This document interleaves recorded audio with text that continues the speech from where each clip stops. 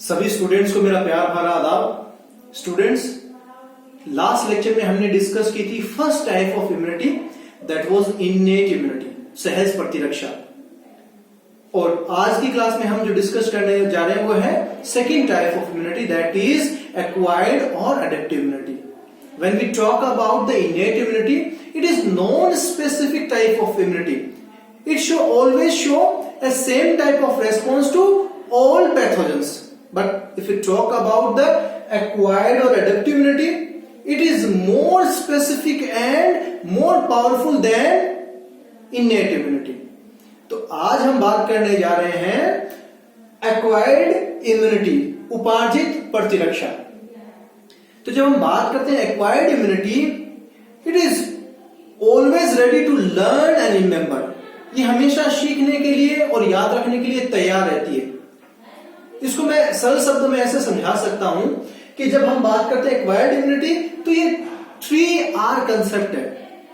3R किस sense में? R का मतलब रिकॉग्निशन यानी पहचान, R का मतलब रेस्पॉन्स यानी प्रतिक्रिया, और R का मतलब रिमेंबर यानी याद रखना।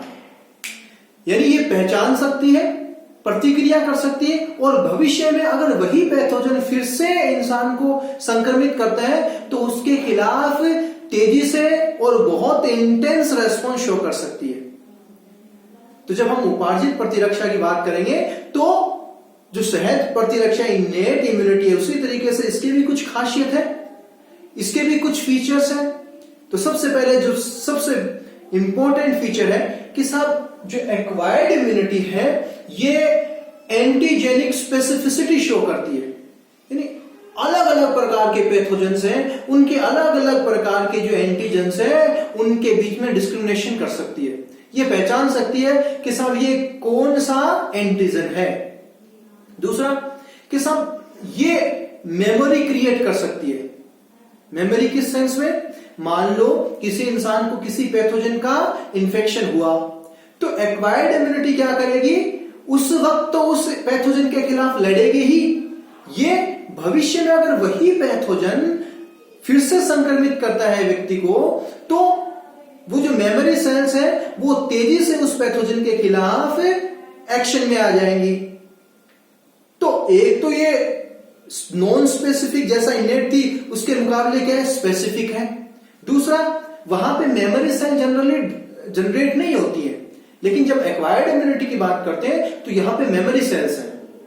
तीसरा, यहां पे इनॉर्मस डाइवर्सिटी है, यानी लाखों हजारों प्रकार के पैथोजेंस हैं, उनको रिकॉग्नाइज करने के लिए पहले से ही उनके एंटीजन के लिए रिसेप्टर बना लिए गए हैं, यानी पहले से ही तैयार है और चल रहा है।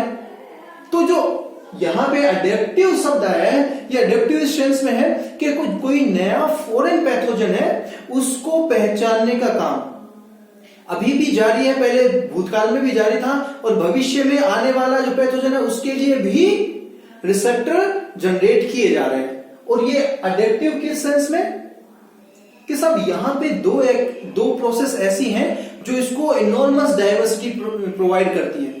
First one is somatic hyper mutation और सेकेंड वन इज वीबीजे रिकॉम्बिनेशन। एक तो कायिक उत्परिवर्तन चलता रहता है इन लिम्फोसाइट्स के अंदर, और दूसरा है जेनेटिक रिकॉम्बिनेशन की वजह से इतने कॉम्बिनेशन तैयार कर दिए जाते हैं रिसेप्टर के कि दुनिया का कोई भी एंटीजन जब हमारी बॉडी में एंटर करता है तो उसके लिए पहले से हमारे पास क्या है? उस एंटीजन बाइंडिंग साइट यानी वो जो रिसेप्टर है वो तैयार है। तो जो somatic mutation, somatic hyper mutation लेकिन वो हाइपर है, यानी पूरे जीनोम का म्यूटेशन एक तरफ कर दिया जाए और इन लिम्फोसाइट का जो म्यूटेशन एक तरफ कर दिया जाए तो फिर भी हमारा जो लिम्फोसाइट का म्यूटेशन है वो उनकी तुलना में लाखों गुना ज्यादा है। तो ये सोमेटिक म्यूटेशन किस प्रकार का है? ये सिंगल बेस सब्स्टिट्यूशन प्रकार का म्यूटेशन चलता रहता है, जिसकी वजह से जो बी सेल का जो रिसेप्टर है वो डाइवर्सिफाई होता रहता है। समझ रहे बात को? म्यूटेशन की वजह से एक ही बी सेल है लेकिन वो लाखों प्रकार की है, यानी हर एक बी सेल एक अलग पैथोजन के लिए रिक्रूट की गई है।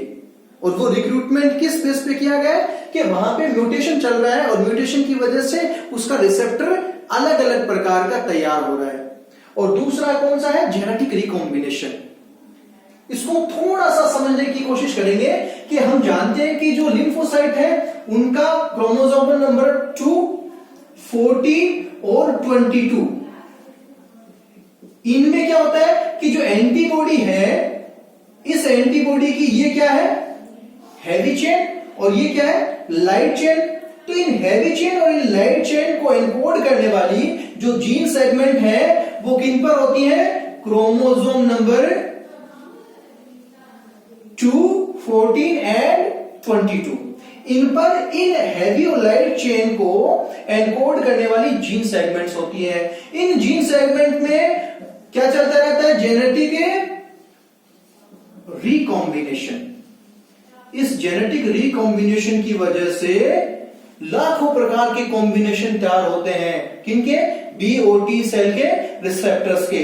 और ये कॉम्बिनेशन लगभग 3 × 10⁻11 प्रकार के हो सकते हैं। 3 खरब प्रकार के कॉम्बिनेशन है ये रीअरेंजमेंट के द्वारा तैयार किए जा सकते हैं। इसीलिए इतनी ज्यादा डाइवर्सिटी इम्यून सिस्टम में देखने को मिलती है। क्लियर है? तो सोमेटिक हाइपरम्यूटेशन और वेरिएबल डाइवर्सिटी और ज्वाइनिंग रिकॉम्बिनेशन जो कि क्रोमोसोम नंबर 2, 14 एंड 22 में चल रहा होता है, किस दौरान होता है? जब वो हमारी लिम्फोसाइट हैं वो डेवलपिंग स्टेजेस में होती हैं, तो उनकी अर्ली मैच्योरेशन स्टेज के अंदर इस जेनेटिक रिकॉम्बिनेशन की वजह से अलग अलग कॉम्बिनेशन तैयार हो जाते हैं। इसीलिए हमारा इम्यून सेल लाखों प्रकार के एंटीजन को आइडेंटिफाई कर पाता है। ये बहुत बड़ी खासियत है एक्वायर्ड इम्यूनिटी की।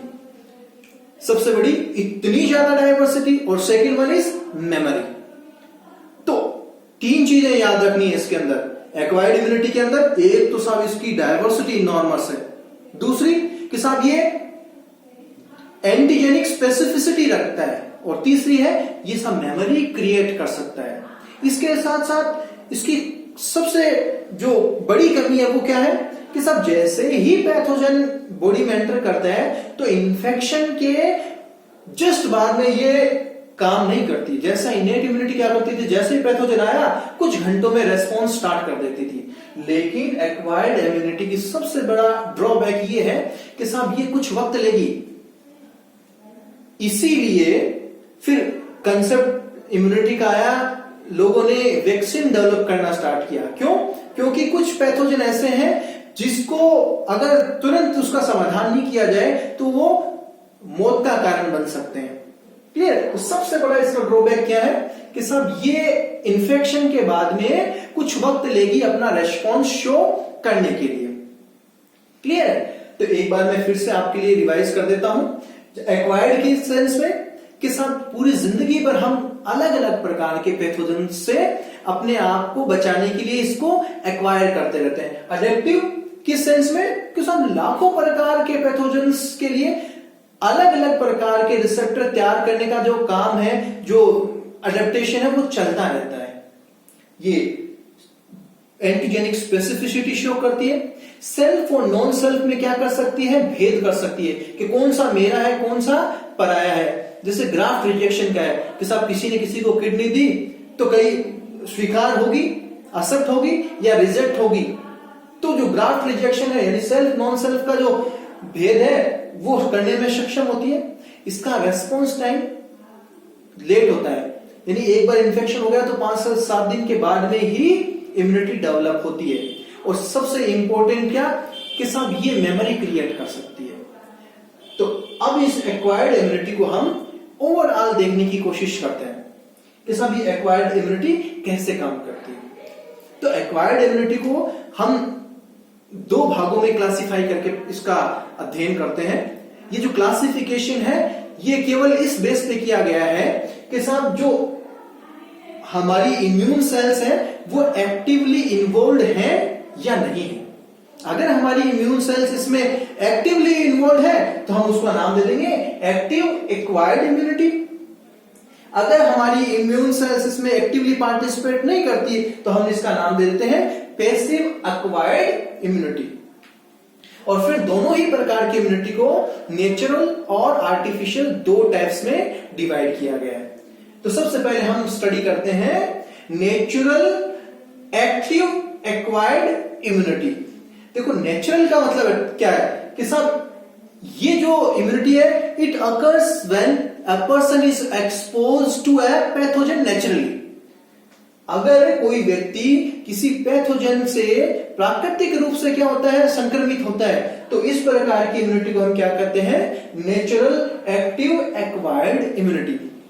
जैसे कोई वायरस है अगर वो मुझे संक्रमित करता है तो उस वायरस के खिलाफ मेरी जो इम्यून सेल्स हैं वो क्या करेंगी रेस्पॉन्स शो करेंगी, एंटीबॉडी का फॉर्मेशन करेंगी, या जो साइटोटॉक्सिक टी सेल्स है वो क्या करेगी जो टारगेटेड सेल्स है आल्टर्ड सेल्स उनको क्या करेगी नष्ट करेगी। तो हमारी इम्यून सेल्स अगर इन्वॉल्व हो जाती हैं उस खास पैथोजन के खिलाफ रेस्पॉन्स में तो वो कहलाता है एक्टिव। चूंकि नेचुरल पैथोजन नेचुरली है हमारी बॉडी में इसलिए हम क्या बोलते हैं इसको नेचुरल। अगर ये पैथोजन आर्टिफिशियल तरीके से हमारे बॉडी के अंदर इंड्यूस किया जाता तो हम इसको क्या बोलते हैं आर्टिफिशियल। जैसा सेकेंड टाइप है कि सब ये सेकेंड टाइप ऑफ इम्यूनिटी इसको बोलते हैं आर्टिफिशियल एक्टिव एक्वायर्ड इम्यूनिटी। ये आर्टिफिशियल क्यों है क्योंकि ये डेवलप होता है इन रेस्पॉन्स टू वैक्सीनेशन। ये वैक्सीनेशन का जो कंसेप्ट है जैसे एग्जांपल है आप कि सब पोलियो जो वायरस है उसके खिलाफ बचपन में हमें क्या किया गया था वैक्सीनेट किया गया था। वो दो तरीके से वैक्सीनेट किया गया था, एक तो इंट्रामस्कुलर क्या दिया गया था इंजेक्शन दिया गया था आईपीवी दिया गया था, और दूसरा 2 बूंद जिंदगी की अमिताभ बच्चन आता था और 2 बूंद जिंदगी का महत्व समझाता था, ओरल पोलियो वैक्सीन दी जाती थी। ऐसे ही जैसे ट्यूबरकुलोसिस के खिलाफ हमें बीसीजी का टीका दिया गया था, जैसे टाइफॉइड है। तो ये सारे के सारे जो वैक्सीन हमारी बॉडी में दिए गए थे इनसे क्या हुआ एक्चुअल में इन वैक्सीन की वजह से हमारी खुद की इम्यून सेल्स क्या हो गई एक्टिव हो गई और उन्होंने उस पैथोजन के खिलाफ क्या डेवलप कर ली इम्यूनिटी डेवलप कर ली। एक छोटा सा मैं यहां समझाई देता हूं वैक्सीन क्या है एक्चुअल में। वैक्सीन एक्चुअल में एटीन्यूटेड और किल्ड पैथोजन है जो क्या करता है आपकी बॉडी के अंदर जाके इम्यून रेस्पॉन्स शो करवाता है। क्योंकि वो किल्ड या एटीन्यूटेड है यानी उसके हथियार छीन लिए गए हैं तो वो क्या कर सकता है हमारी प्रतिरक्षी कोशिकाओं को क्या कर सकता है उत्तेजित तो कर सकता है यानी एंटीबॉडी फॉर्मेशन के लिए या सेलुलर इम्यूनिटी के लिए क्या कर सकता है उत्तेजित तो कर सकता है लेकिन रोग उत्पन्न नहीं कर सकता। तो जो सेकेंड टाइप की इम्यूनिटी है वो आर्टिफिशियल एक्टिव इम्यूनिटी है। आर्टिफिशियल किस सेंस में कि सब पैथोजन नेचुरली एंटर नहीं किया है, हमने उसको डेलिबरेटली एंटर करवाया है और उसकी वजह से क्या डेवलप की है इम्यूनिटी डेवलप की है। और इम्यूनिटी डेवलप करने वाली कौन है हमारी बी और टी सेल्स, क्योंकि हमारी सेल्स इन्वॉल्व है इसलिए एक्टिव है। Second type of acquired immunity is passive acquired immunity. Passive किस सेंस में कि यहां पे हमारी इम्यून सेल्स का कोई इन्वॉल्वमेंट नहीं है। एक्चुअल में जो एंटीबॉडी जो पहले से प्रीफॉर्म्ड है चाहे वो नेचुरली मां में डेवलप्ड है या फिर हम क्या करें इसको बाहर से डायरेक्ट इंजेक्शन के थ्रू हमारी बॉडी में एंटर करवा दें। दो तरीके से एंटर करवा सकते हैं। पहले से तैयार एंटीबॉडीज है मां में तैयार है प्लासेंटा के द्वारा या कोलेस्ट्रम के द्वारा हमारे शरीर में आती है। तो चूंकि मां में बनी हुई है प्राकृतिक रूप से बनी हुई है तो नाम दे दिया नेचुरल। हमने हमारी इम्यून सेल्स ने कोई काम नहीं किया इसलिए पैसिव है। तो नेचुरल इसका मतलब कि सब प्राकृतिक रूप से बनी हुई एंटीबॉडी हमारे शरीर में पहुंच जाए। आर्टिफिशियल यानी कृत्रिम रूप से बनाई गई एंटीबॉडी को क्या किया जाए हमारे शरीर में पहुंचा दिया जाए। तो दो प्रकार की है, एक नेचुरल दूसरी है आर्टिफिशियल। अब मैं यहां पे थोड़ा सा इसको बता देता हूं कि सब जब हम अपनी मां के गर्भ में थे तो हमारी इम्यून सेल्स इतनी डेवलप नहीं थी। तो किसी भी पैथोजन से लड़ने के लिए हमारी माँ ने हमें एंटीबॉडी दी थी। कुछ एंटीबॉडी जैसे IgG, ये IgG ने प्लासेंटा को पार किया और हमारे शरीर को किसी भी रोग के लिए क्या किया, इम्यून किया। या जब माँ का दूध पीते हैं, पहले दूध को क्या बोलते हैं, कोलेस्ट्रॉल, तो उस दूध के साथ हमने विभिन्न प्रकार की एंटीबॉडी को क्या किया, ग्रहण किया। जो खास जिस पे अपन फोकस करते हैं वो कौन सी है, IgA। इसके अलावा भी बाकी जो टाइप्स की जो इम्यूनोग्लोबिन है, एंटीबॉडी, वो भी कोलेस्ट्रॉल के साथ या ब्रेस्ट फीडिंग के द्वारा हमने ग्रहण की थी, लेकिन जो मुख्य है वो कौन सी है, IgA। यहां जरूर थोड़ा सा ध्यान अपन देंगे, जो आर्टिफिशियल पैसिव एक्वायर्ड इम्यूनिटी है उसमें क्या है कि सब चूंकि कोई पैथोजन हमारी बॉडी में एंटर किया, अगर वो बहुत ज्यादा हार्मफुल है, जैसे किसी सांप ने काट लिया, तो स्नेक बाइट की वजह से हमारी जो इम्यून सेल्स हैं, जैसा हमें पता है एक्वायर्ड इम्यूनिटी में उनको उस वेनम के खिलाफ एंटीबॉडी फॉर्मेशन में क्या लगेगा, वक्त लगेगा। तो हमारे पास वक्त है नहीं, क्योंकि वो स्नेक वेनम है, या तो हीमोडायलिसिस कर देगा यानी हमारी आरबीसी को नष्ट कर देगा, या फिर नर्व सेल्स को क्या कर देगा, डैमेज कर देगा। तो इस चीज से उभरने के लिए, इस चीज से बचने के लिए क्या किया गया कि साहब इस स्नेक वेनम या जिसके लिए भी अपन बना रहे हैं, उस वेनम को किसी एनिमल में क्या कर दिया, इंजेक्ट कर दिया गया। इसको हाइपर इम्यूनाइज किया गया। जैसे स्नेक वेनम के लिए किसको इम्यूनाइज किया गया, हॉर्स को। इस घोड़े को जब हाइपर इम्यूनाइज किया गया तो घोड़े के अंदर इस वेनम के खिलाफ क्या डेवलप हो गई, एंटीबॉडी डेवलप हो गई। और ये एंटीबॉडी हमने क्या कर लिया, ब्लड के साथ इसको एक्सट्रैक्ट कर लिया। इस ब्लड में एंटीबॉडी थी, तो इस ब्लड में से हमने प्लाज्मा को अलग कर लिया। ब्लड में से अगर ब्लड सेल को मैं रिमूव कर दूं तो क्या बचेगा, प्लाज्मा। और इस प्लाज्मा से फिर मैंने प्यूरिफाई कर ली अपनी एंटीबॉडीज। क्लियर है। अगर उस प्लाज्मा से मैं अगर फाइब्रिनोजन प्रोटीन को रिमूव कर दूं तो उससे सीरम में क्या होगी, हमारी एंटीबॉडी। इस सीरम को मैंने वैक्सीन के रूप में, सीरम के रूप में और मार्केट में अवेलेबल करवा दिया।